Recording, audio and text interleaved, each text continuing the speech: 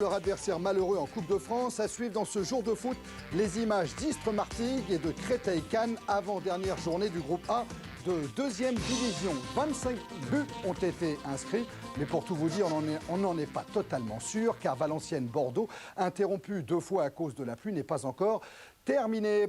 Les monuments historiques ou les sites classés. Et Saint-Etienne, c'est bien un monument historique du football français. Saint-Etienne, toujours en lice, en Coupe de France comme en championnat, pour essayer d'attraper une place européenne la saison prochaine. Saint-Etienne qui a joué 9 matchs à l'extérieur consécutivement depuis la reprise du championnat et qui en a gagné 1 et qui a concédé, ou plutôt obtenu, 8 résultats nuls. Alors Saint-Etienne à Montpellier sous les yeux de Christian de Tranchant. Joli dicton, n'est-ce pas, qui veuille qu'au mois de mai, l'on puisse faire ce qu'il nous plaît. Exemple, à Montpellier, on laisse volontairement Carotti et Derzakarian sur le banc, les protégeant ainsi pour le quart de finale de Coupe de France. Ils seront remplacés par Tétis et Piqueux. Par contre, pas d'impasse à Saint-Etienne. L'on aligne son équipe type, car Joker. L'Europe se joue aussi en championnat. Début de rencontre plutôt timoré avec Montpellier à l'attaque. Vous avez vu, Fréchet, déviation d'Azanovic, reprise instantanée d'Olivier Piqueux. Arrêt de Joseph-Antoine Bell. Toujours Montpellier aux avant-postes. Piqueux, Périlleux, Jacek Ziobert, frappe de l'international polonais, arrêt de Bell. Pas vraiment d'occasion franche pour Saint-Etienne dans cette première période. Coup franc, 1, 2, 3, frappe de Titi Camara, repoussé par Rezo, jaillissement de Jean-Claude Payal qui traînait dans la surface.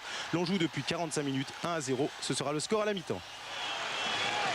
Seconde période, les Stéphanois en compte. Camara, la lutte avec Tétis, faute ou pas, pénalty, c'est dans la surface. Non, monsieur Lalu décide autrement. Coup franc en dehors des 18 mètres qui ne donnera rien. Montpellier en sommeil se réveille avec ce tir de Bertrand Rezo que va difficilement capter Joseph-Antoine Bell. Côté Forez, l'on joue toujours le contre. Longue ouverture à destination de Chantreuil.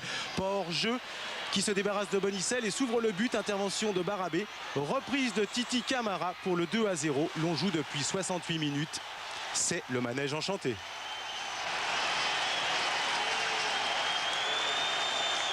Corner pour Montpellier qui doit absolument refaire son retard. Tête de Thierry Loret, tête de Tétis et arrêt réflexe de Joseph-Antoine Bell.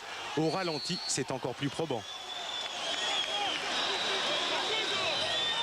Saint-Etienne assure, Montpellier en profite pour hausser le ton. Bonicel en position d'ailier, vide de Stéphanois, centre, remise de la tête de Thierry Loret pour une reprise de volée de Jacek Ziobert qui défense Sylvain Castenduch. Saint-Etienne 2, Montpellier 1. Et il reste encore 5 minutes à jouer. Montpellier fait le forcing, déviation de la tête de Piqueux pour Fabrice Diver. C'est l'égalisation et Roltège. Joseph-Antoine Bell en a décidé autrement puisque Saint-Etienne ne craquera pas et empochera sur le score de 2-1 sa 3e victoire de la saison à l'extérieur.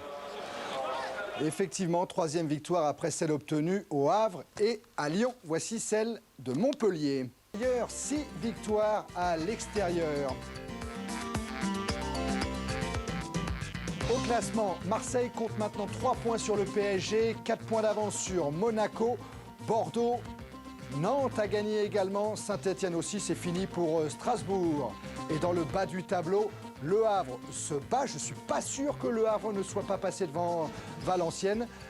En tout cas, les deux équipes comptent 27 points toutes les deux et Toulon et Nîmes sont mal. Boxic a marqué, il prend seul la tête du classement des meilleurs buteurs de D1.